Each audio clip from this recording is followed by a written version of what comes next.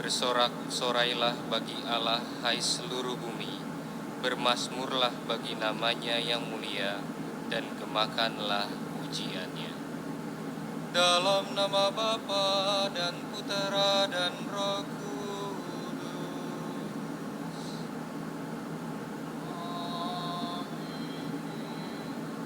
Rahmat Tuhan kita Yesus Kristus, cinta kasih Allah dan persekutuan Roh Kudus besertamu.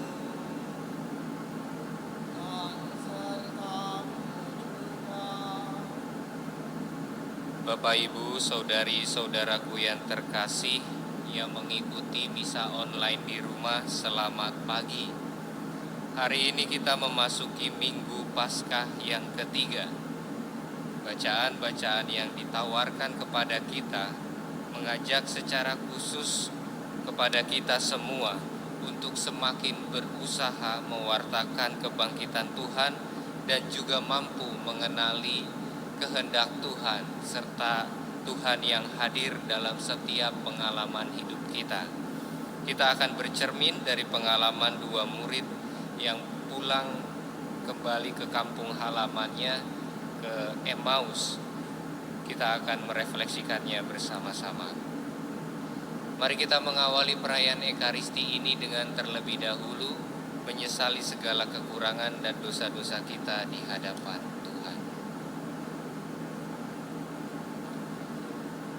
Saya mengaku kepada Allah yang Maha Kuasa dan kepada saudara sekalian bahwa saya telah berdosa dengan pikiran dan perkataan, dengan perbuatan dan kelalaian. Saya berdosa, saya sungguh berdosa. Oleh sebab itu saya mohon kepada Santa Perawan Maria, kepada para malaikat dan orang kudus, dan kepada saudara sekalian, supaya mendoakan saya pada Allah Tuhan kita. Semoga Allah yang Maha Kuasa mengasihani kita, mengampuni dosa kita, dan menghantar kita ke hidup yang kekal.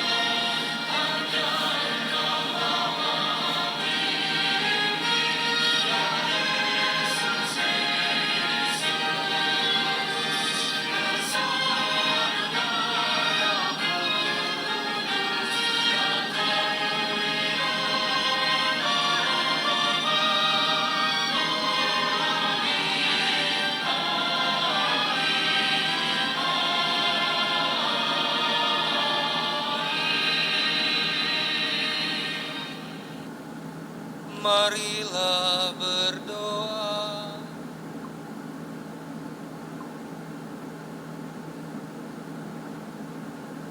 Allah Bapa kami di surga, Engkau selalu membangkitkan daya hidup baru pada umat-Mu. Engkau telah memulihkan martabat kami dan mengangkat kami menjadi putra-putri-Mu. Semoga kami senantiasa memuji Dikau karenanya, dan semoga kami mendambakan kebangkitan kami dan terlaksananya segala harapan kami. Demi Yesus Kristus Tuhan dan pengantara kami, yang hidup bersama Dikau dalam persatuan dengan Roh Kudus, Allah kini dan sepanjang segala masa. Mari kita dengarkan sabda Tuhan.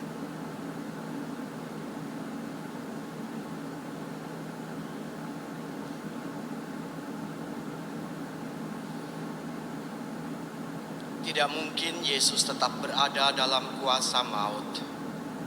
Bacaan pertama diambil dari Kisah Para Rasul. Pada hari Pentakosta, bangkitlah Petrus berdiri bersama ke-11 rasul. Dengan suara nyaring ia berkata kepada orang banyak, "Hai kamu orang Yahudi dan kamu semua yang tinggal di Yerusalem, ketahuilah dan camkanlah perkataanku ini. Yang aku maksudkan ialah Yesus dari Nazaret, seseorang yang telah ditentukan Allah dan telah dinyatakan kepadamu dengan kekuatan, mukjizat dan tanda-tanda yang dilakukan oleh Allah dengan perantaraan Dia di tengah-tengah kamu. Semuanya itu tentu kamu tahu. Dia yang telah diserahkan Allah menurut maksud dan rencananya telah kamu salibkan dan kamu bunuh dengan pertolongan orang-orang durhaka. Tetapi Allah telah membangkitkan Dia, telah melepaskan Dia dari jerat kematian, karena tidak mungkin Ia tetap berada dalam kuasa maut itu. Sebab Raja Daud telah bernubuat tentang Dia sebagai berikut, aku senantiasa memandang kepada Tuhan, karena Ia berdiri di sebelah kananku, maka aku tidak goyah. Sebab itu hatiku bersuka cita dan jiwaku bersorak-sorai. Bahkan tubuhku akan diam dengan tenteram. Sebab Engkau tidak menyerahkan daku kepada dunia orang mati, dan tidak membiarkan orang kudus-Mu mengalami kehancuran. Engkau menunjukkan kepadaku jalan kehidupan. Engkau akan melimpahi aku dengan sukacita di hadapan-Mu. Saudara-saudara, aku berkata terus terang kepadamu tentang Daud, bapa bangsa kita. Ia telah mati dan dikuburkan, dan kuburnya masih ada pada kita sampai hari ini. Tetapi ia adalah seorang nabi, dan ia tahu bahwa Allah telah berjanji kepadanya dengan mengangkat sumpah bahwa Ia akan mengangkat seorang dari keturunan Daud sendiri menduduki tahtanya. Daud telah melihat ke masa depan dan telah berbicara tentang kebangkitan Mesias ketika ia mengatakan bahwa Dia tidak ditinggalkan di dalam dunia orang mati dan bahwa tubuhnya tidak mengalami kehancuran. Yesus inilah yang dibangkitkan Allah. Tentang hal itu kami semua adalah saksi, dan sesudah Ia ditinggikan oleh tangan kanan Allah dan menerima Roh Kudus yang dijanjikan itu, maka dicurahkannya apa yang kamu lihat dan kamu dengar ini. Demikianlah sabda Tuhan. Syukur kepada Allah.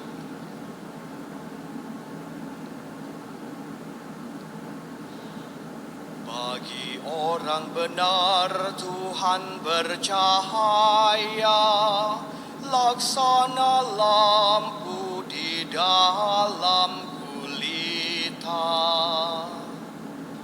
Bagi orang benar Tuhan bercahaya, laksana lampu di dalam gulita. Jagalah aku ya Allah, sebab padamu aku berlindung. Aku berkata kepada Tuhan, Engkaulah bagian warisan dan pialaku. Engkau sendirilah yang meneguhkan bagian yang diundikan kepadaku. Terpujilah nama Tuhan. Bagi orang benar Tuhan bercahaya, laksana lampu di dalam gulita. Sebab itu hatiku bersukacita dan jiwaku bersorak-sorai, dan tubuhku akan diam dengan tenteram.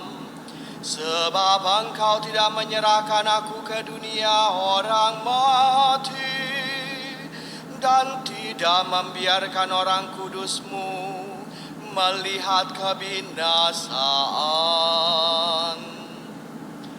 Bagi orang benar Tuhan bercahaya, laksana lampu di dalam gulita.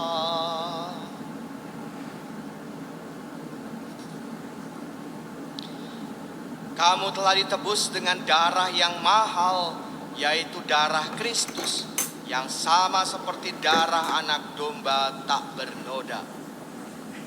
Bacaan kedua diambil dari surat pertama Rasul Petrus. Saudara-saudara terkasih, Allah yang menghakimi semua orang menurut perbuatannya tanpa pandang muka, kamu sebut Bapa. Maka hendaklah kamu hidup dengan takwa selama kamu menumpang di dunia ini. Sebab kamu tahu bahwa kamu telah ditebus dari cara hidupmu yang sia-sia yang kamu warisi dari nenek moyangmu. Kamu telah ditebus bukan dengan barang yang fana, bukan pula dengan perak atau emas, melainkan dengan darah yang mahal, yaitu darah Kristus, yang sama seperti darah anak domba yang tak bernoda dan tak bercacat. Kristus telah dipilih sebelum dunia dijadikan, tetapi baru menyatakan dirinya pada zaman akhir karena kamu. Oleh Dialah kamu percaya kepada Allah yang telah membangkitkan Dia dari antara orang mati dan yang telah memuliakannya, sehingga iman dan pengharapanmu tertuju kepada Allah. Demikianlah sabda Tuhan. Syukur kepada Allah.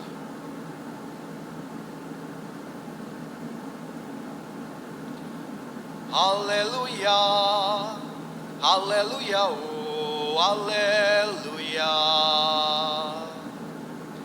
haleluya, haleluya, oh haleluya. Tuhan Yesus, bukalah arti kitab suci bagi kami. Kobarkanlah hati kami karena ajaran-Mu. Haleluya, haleluya, oh haleluya.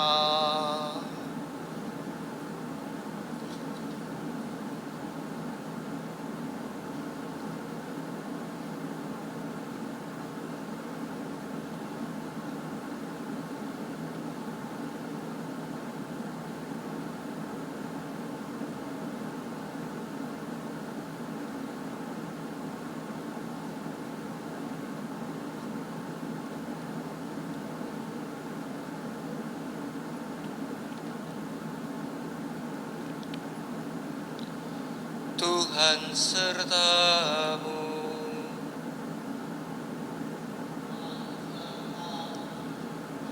Inilah Injil Yesus Kristus menurut Lukas. Dimuliakanlah Tuhan. Pada hari pertama dalam pekan itu, 2 orang dari murid-murid Yesus pergi ke sebuah desa yang bernama Emmaus, yang terletak kira-kira 11 kilometer dari Yerusalem. Dan mereka bercakap-cakap tentang segala sesuatu yang telah terjadi. Ketika mereka sedang bercakap-cakap dan bertukar pikiran, datanglah Yesus sendiri mendekati mereka, lalu berjalan bersama-sama dengan mereka.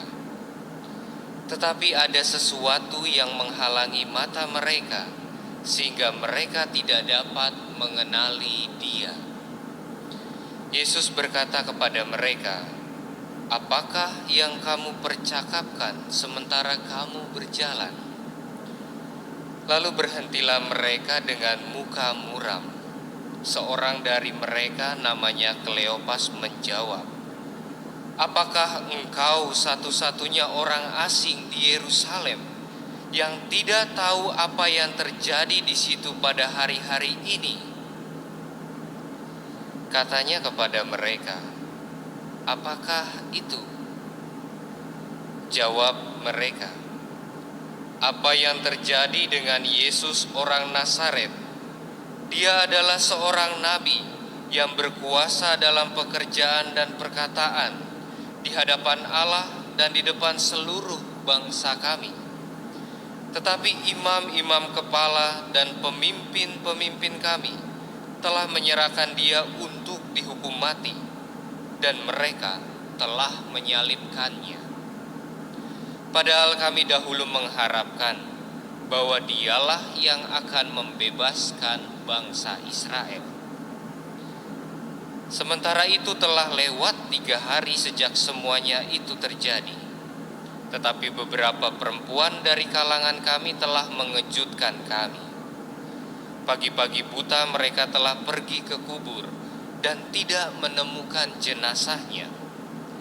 Lalu mereka datang dengan berita bahwa telah kelihatan kepada mereka malaikat-malaikat yang mengatakan bahwa Yesus hidup. Beberapa teman kami pun telah pergi ke kubur itu dan mendapati sama seperti yang dikatakan perempuan-perempuan itu, tetapi Yesus sendiri tidak mereka lihat. Lalu Yesus berkata kepada mereka, "Hai kamu orang bodoh, betapa lambannya hatimu untuk mempercayai segala sesuatu yang telah dikatakan para nabi. Bukankah Mesias harus menderita semuanya itu untuk masuk ke dalam kemuliaannya?"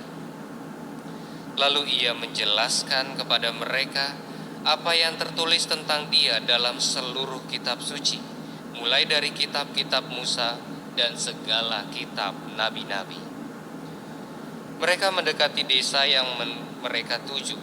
Lalu Ia berbuat seolah-olah hendak meneruskan perjalanannya. Tetapi mereka sangat mendesaknya. "Tinggallah bersama-sama dengan kami, sebab hari telah menjelang malam, dan matahari hampir terbenam." Lalu masuklah Ia untuk tinggal bersama-sama dengan mereka. Waktu duduk makan dengan mereka, Ia mengambil roti, memberkati, lalu memecah-mecahkannya dan memberikannya kepada mereka. Dan mereka pun mengenali Dia. Tetapi Yesus lenyap dari tengah-tengah mereka.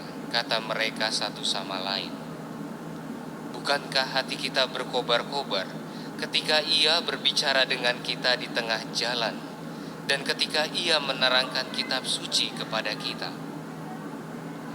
Lalu bangunlah mereka dan langsung kembali ke Yerusalem. Di situ mereka mendapati ke-11 murid. Mereka sedang berkumpul bersama teman-teman mereka. Kata mereka kepada kedua murid itu, "Sungguh, Tuhan telah bangkit dan telah menampakkan diri kepada Simon." Lalu kedua murid itu pun menceritakan apa yang terjadi di tengah jalan dan bagaimana mereka mengenali Yesus pada waktu Ia memecah-mecahkan roti. Demikianlah Injil Tuhan.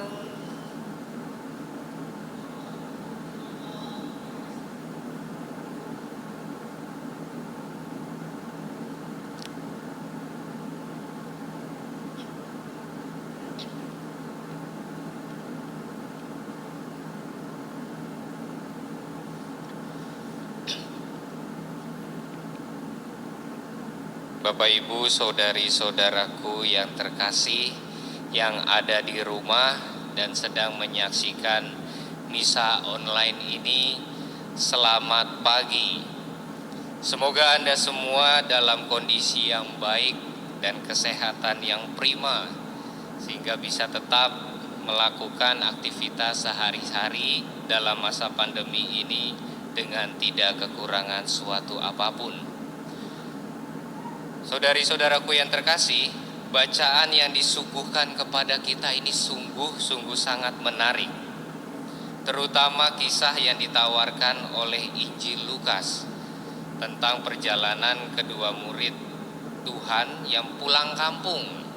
Kalau mungkin murid Tuhan ini hidup pada zaman sekarang, mungkin mereka akan kena razia oleh petugas kepolisian bahwa mereka dilarang untuk balik kampung ke kampung halamannya.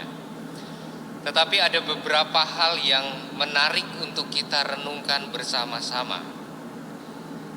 Kisah perjalanan murid ke Emmaus ini mengungkapkan sebuah perjalanan simbolis kehidupan manusia. Mengapa saya mengatakan seperti itu? Karena saya berpijak dari seorang pemikir yang ternama, teolog zaman modern. Mungkin beberapa dari Anda sudah mengenalnya, yaitu seorang teolog yang bernama Karl Rahner.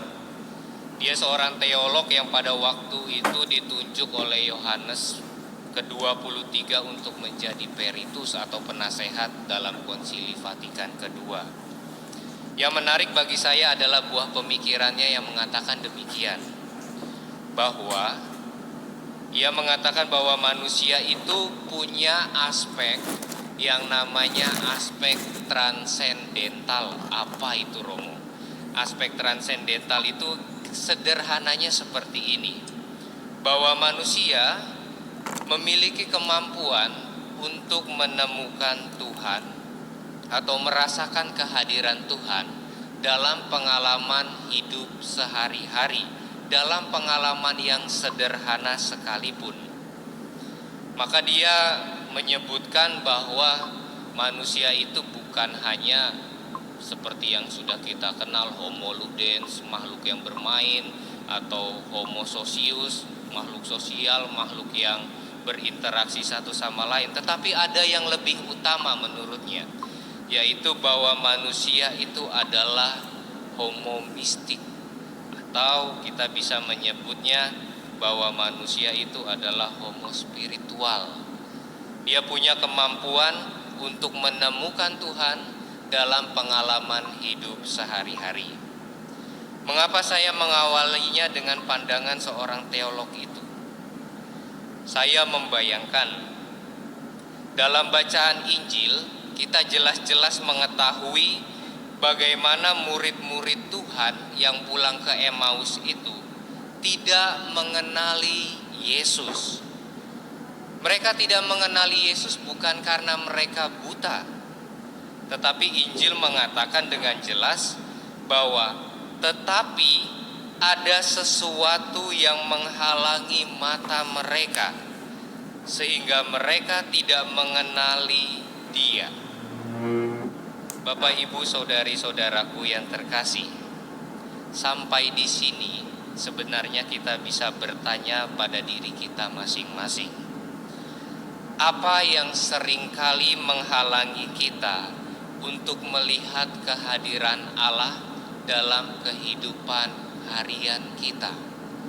Apa yang menjauhkan kita dari Allah sehingga kita kerap kali merasa Allah tidak hadir dalam kehidupan kita, sehingga kita merasakan bahwa Allah begitu jauh dari kita? Sekurang-kurangnya saya merefleksikan demikian. Bisa jadi Sesuatu yang menghalangi mata kita itu bisa bentuknya, ini bisa jadi ya, bisa jadi bentuknya itu harta kekayaan. Bisa jadi bentuknya adalah buah kebencian.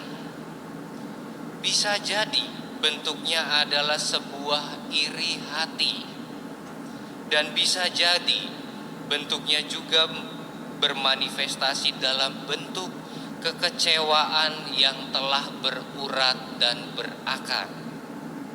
Dan bisa jadi Anda menambahkan apa yang telah saya sebutkan tadi, entah karena kemarahan dan lain sebagainya. Hal-hal itulah yang menurut saya yang mampu menghalangi kita untuk menemukan Allah dalam kehidupan kita sehari-hari. Kalau kita mengalami ini merupakan virus yang jauh lebih berbahaya dari virus corona yang sedang kita hadapi bersama-sama ini. Virus akan tamak, akan kekayaan, virus kebencian, virus iri hati, dan virus kekecewaan yang telah berurat dan berakar.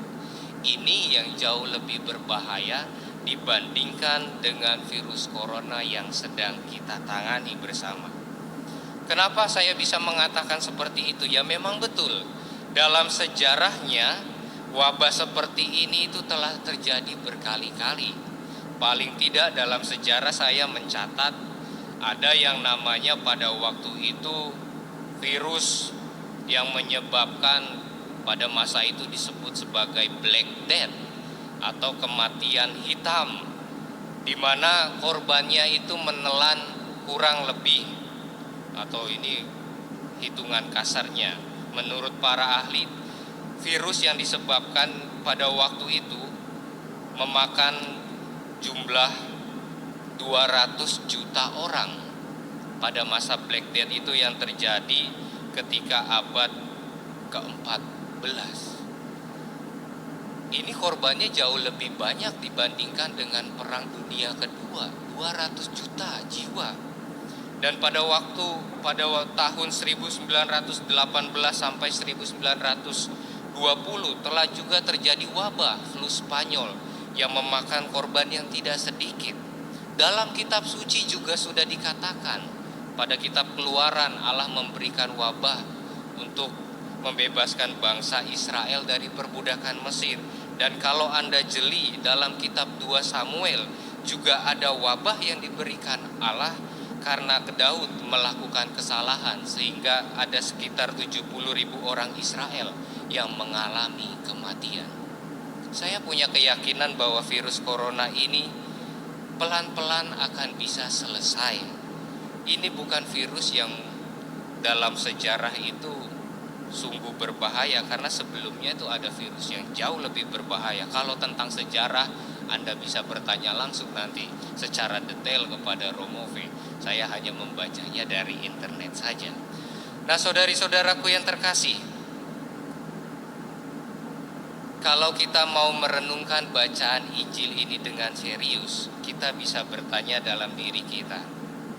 Kalau diri kita mulai kehilangan kepekaan untuk menemukan Allah dalam peristiwa hidup sehari-hari kita belajar dari apa yang dialami oleh para murid Emmaus ini.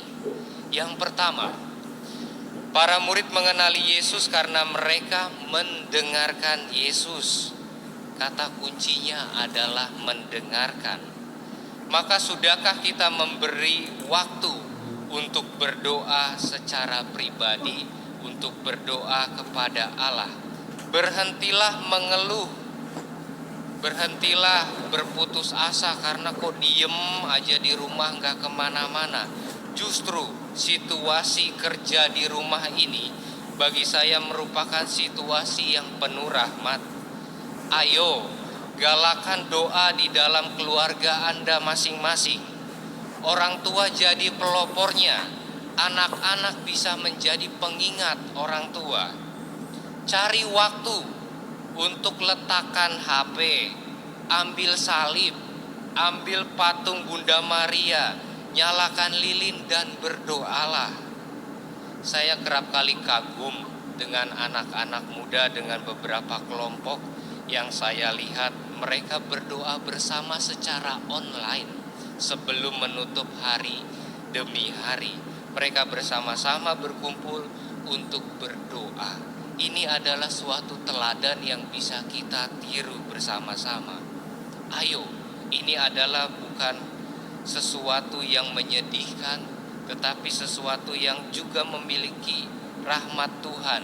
Kita bisa berkumpul berdoa bersama-sama bersama keluarga Anda masing-masing. Lalu yang hal kedua yang bisa kita pelajari, teruslah berbuat kasih.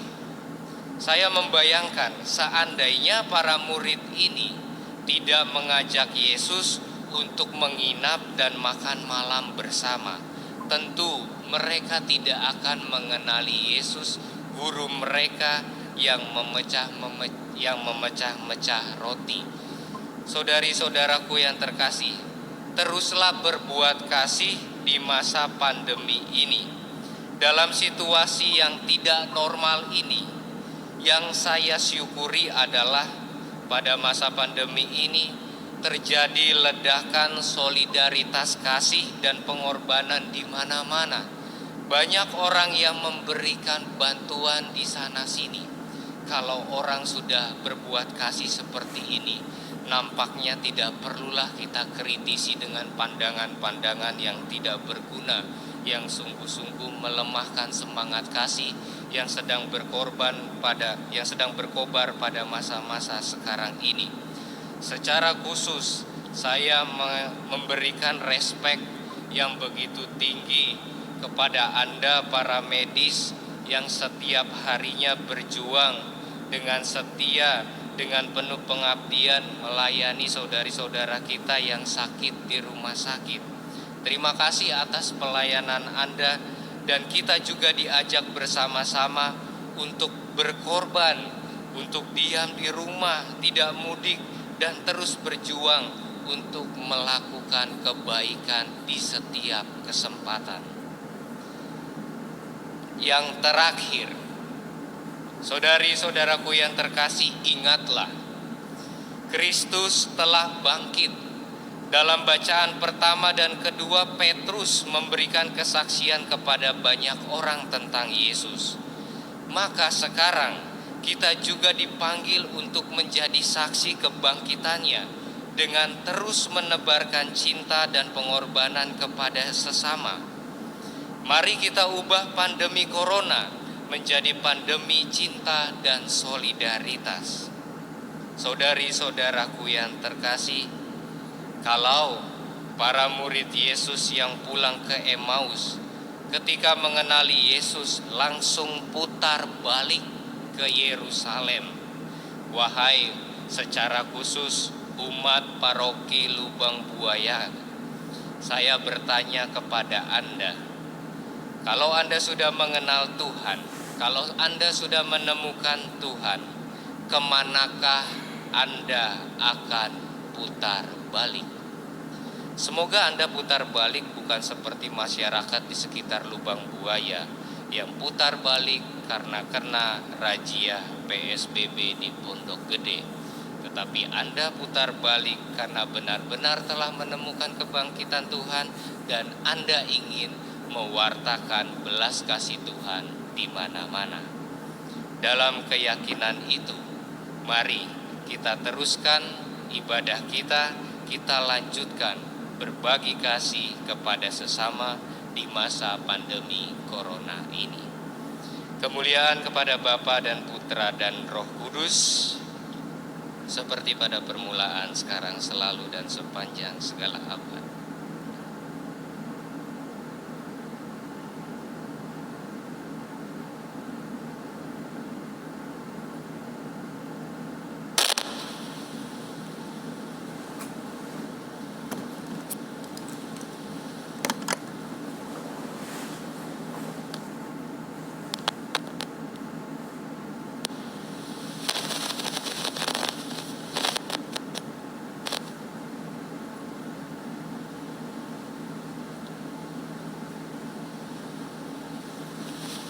Karena Allah telah membangkitkan Yesus dan telah mengarahkan tingkah laku kita kepada kebaikan, maka beranilah kita berdoa kepadanya dengan mantap.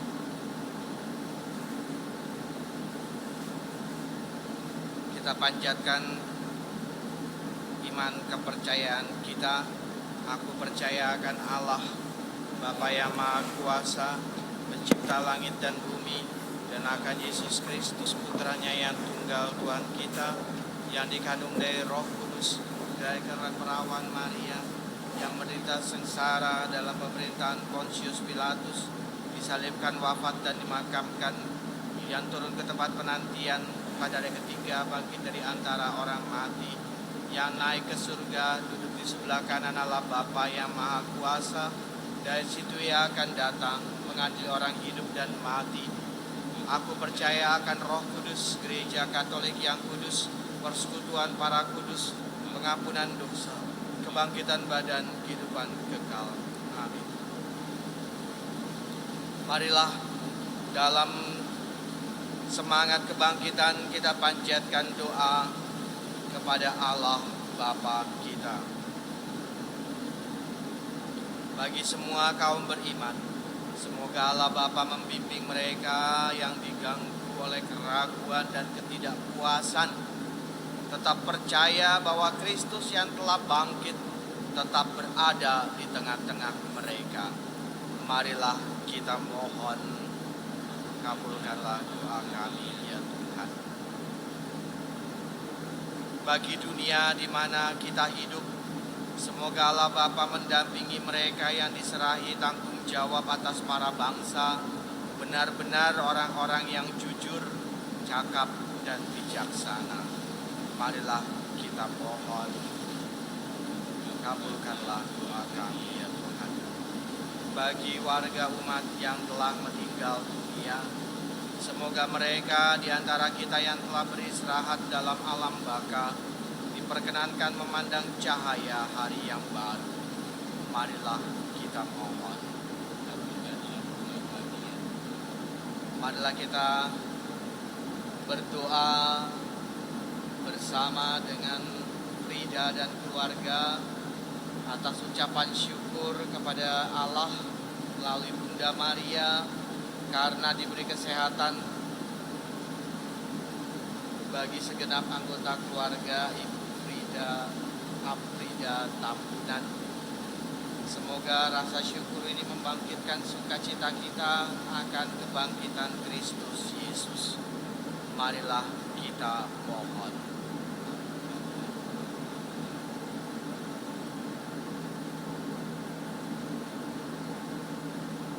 Allah Bapa kami di surga, resapilah kami dengan semangat tanggung jawab yang mendalam juga pada saat kami menghadap Engkau.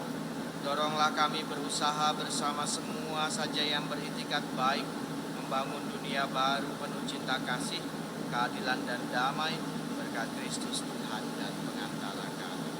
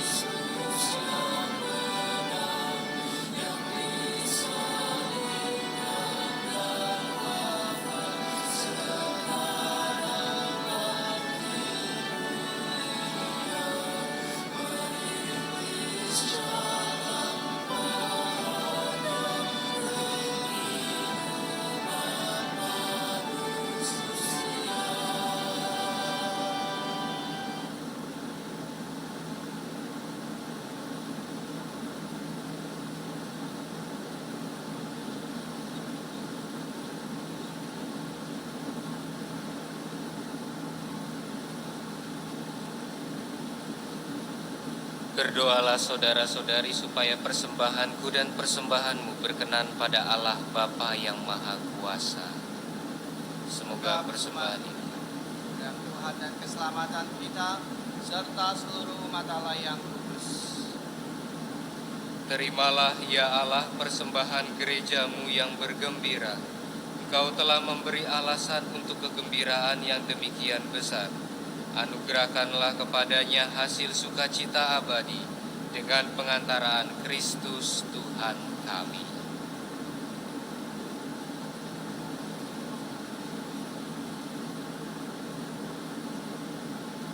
Tuhan sertamu. Sertamu juga. Marilah mengarahkan hati kepada Tuhan. Sudah kami adakan. Marilah bersyukur kepada Tuhan Allah kita. Sudah layak dan sepantasnya.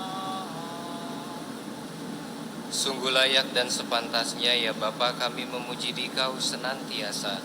Namun teristimewa pada masa ini, layaklah Engkau kami muliakan lebih meriah. Sebab Kristus, anak domba Paskah kami, sudah dikurbankan dan kini bangkit dengan jaya. Tiada putus-putusnya ia mempersembahkan diri bagi kami. Tiada henti-hentinya ia membela kami di hadapan-Mu. Ia sudah dikurbankan dan takkan wafat lagi. Ia akan selalu hidup meskipun pernah dibunuh. Dari sebab itu, di seluruh muka bumi umat-Mu bersukaria merayakan kegembiraan Paskah bersama segenap penghuni surga dan para malaikat yang bermadah memuliakan keagungan-Mu sambil tak henti-hentinya bernyanyi.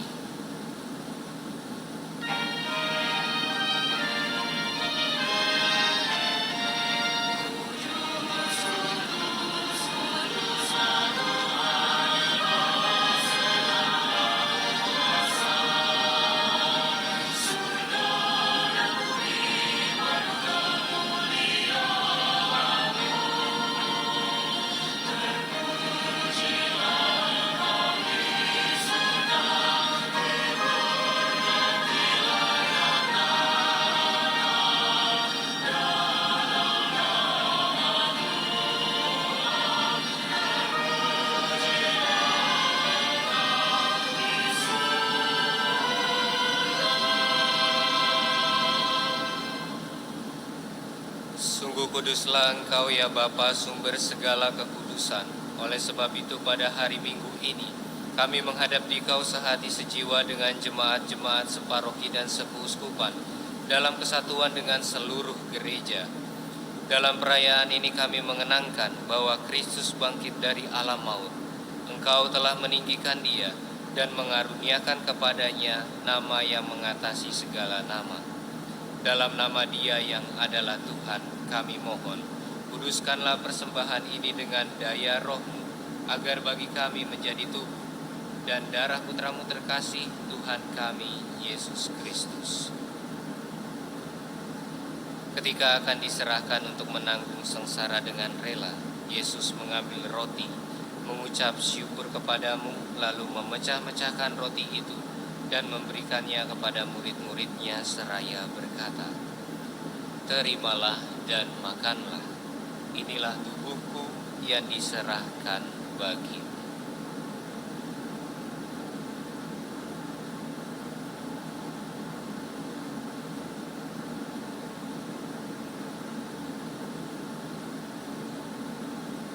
Demikian pula sesudah perjamuan, Yesus mengambil piala.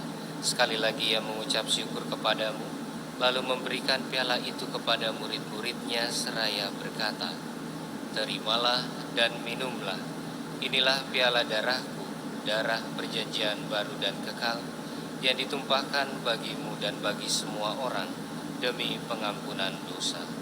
Lakukanlah ini untuk mengenangkan aku."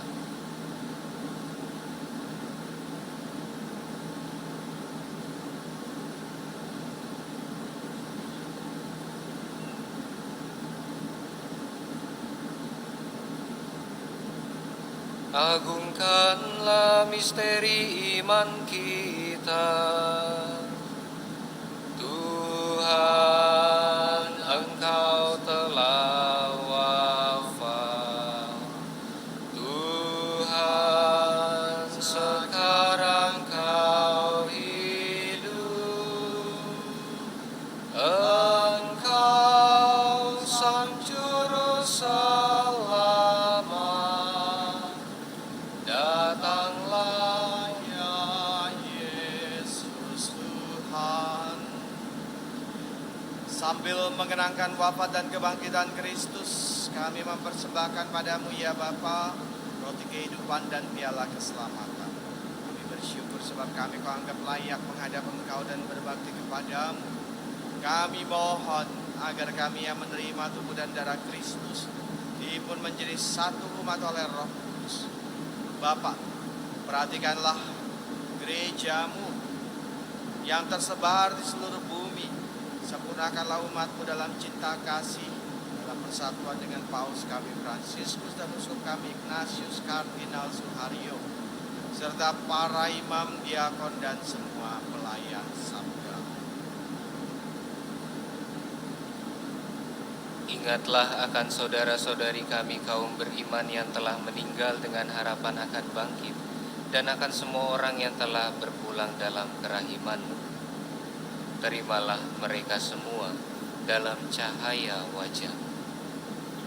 Kasihanilah kami semua agar kami Engkau terima dalam kebahagiaan abadi, bersama Santa Maria Perawan dan Bunda Allah, bersama Santo Yusuf mempelainya yang setia, para rasul, semua orang kudus, dari masa ke masa yang hidupnya berkenan di hati-Mu. Semoga kami pun Engkau perkenankan, turut serta memuji dan memuliakan Engkau dengan pengantaraan Yesus Kristus Putra.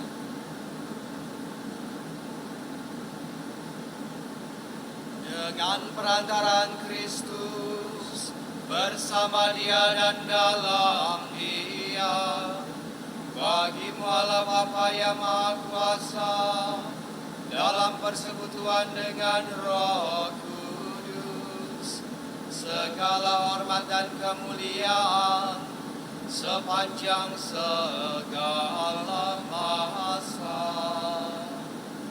Amin. Amin.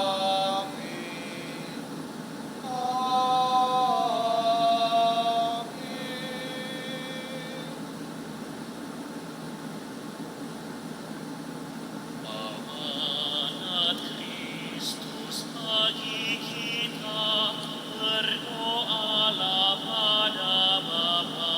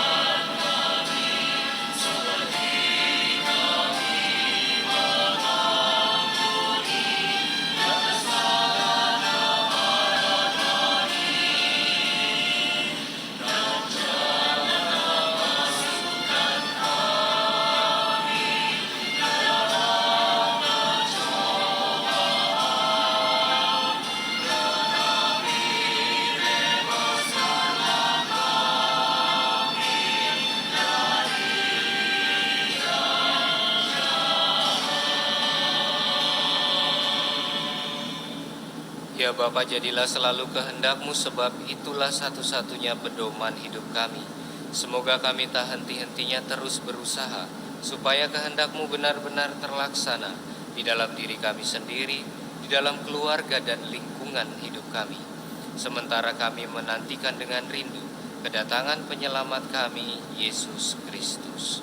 sebab Engkaulah Raja yang mulia dan berkuasa untuk selama-lamanya. Semoga damai Tuhan kita Yesus Kristus senantiasa bersamamu dan bersama.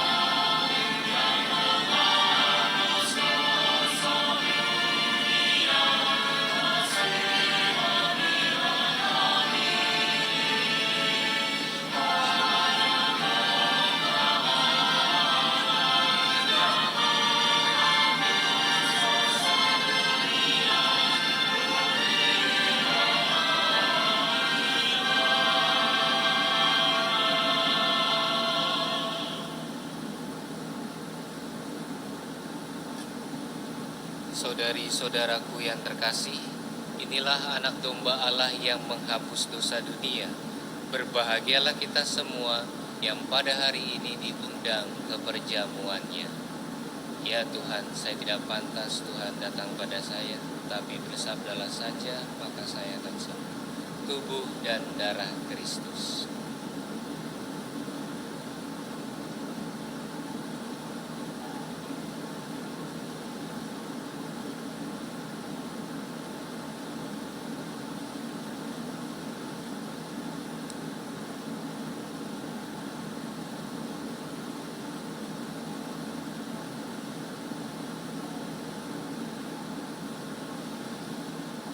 Marilah kita doakan doa komuni batin bersama-sama.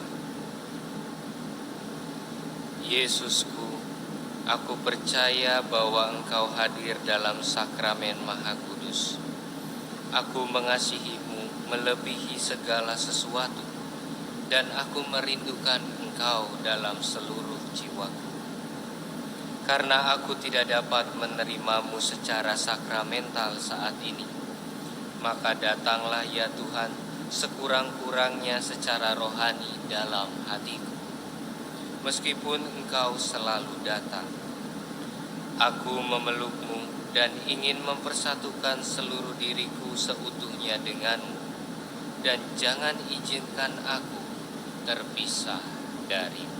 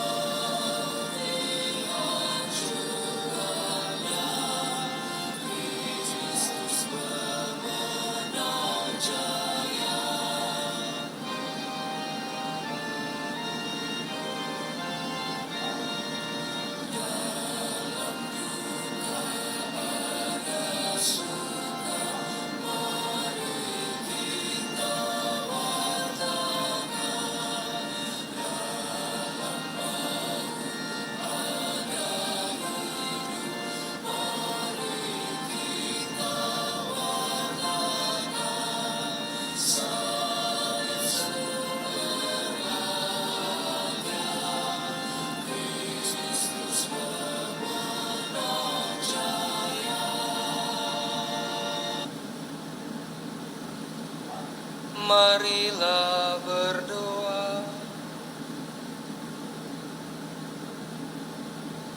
Ya Allah, kami mohon, pandanglah kami umat-Mu. Engkau sudah berkenan membarui kami dengan sakramen hidup kekal.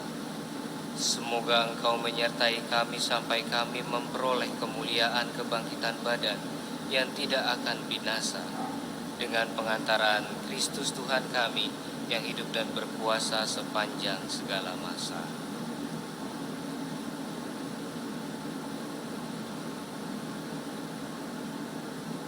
Bapak Ibu Saudara saya terkasih, selamat pagi, selamat hari Tuhan. Hari ini kita merayakan Tuhan yang bangkit dan semoga Anda juga penuh semangat kebangkitan. Kemarin saya menyaksikan semangat kebangkitan itu ada di antara koordinator bidang pelayanan, ada Pak Baron, ada Mbak Emi, ada Mas Agus, ada Mas Iwan, Bang Jack, ada Bu Yuli, dan karyawan-karyawan yang akan ambil gajian bulan April.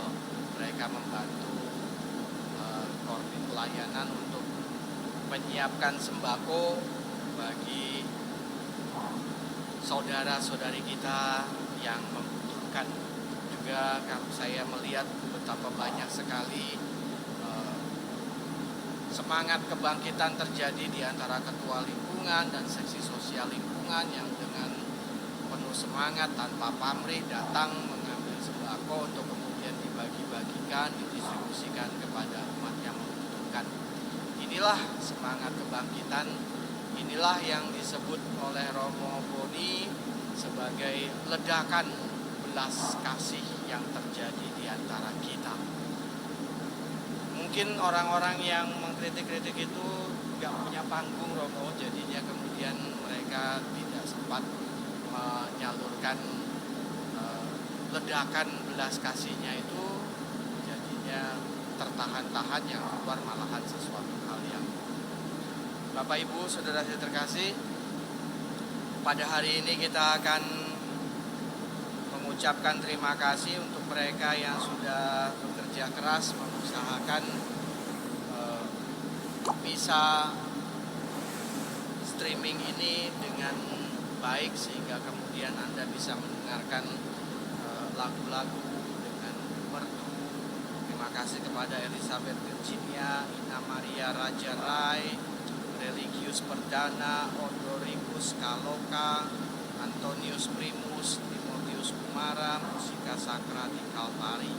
Dan tentu saja terima kasih kepada tim streaming Kalvari dan seksi liturgi yang telah berpartisipasi secara rutin dalam kegiatan ini, dan juga Mas Agus, Mbak Emi yang selalu hadir untuk kemudian mengawasi berjalannya misa online ini.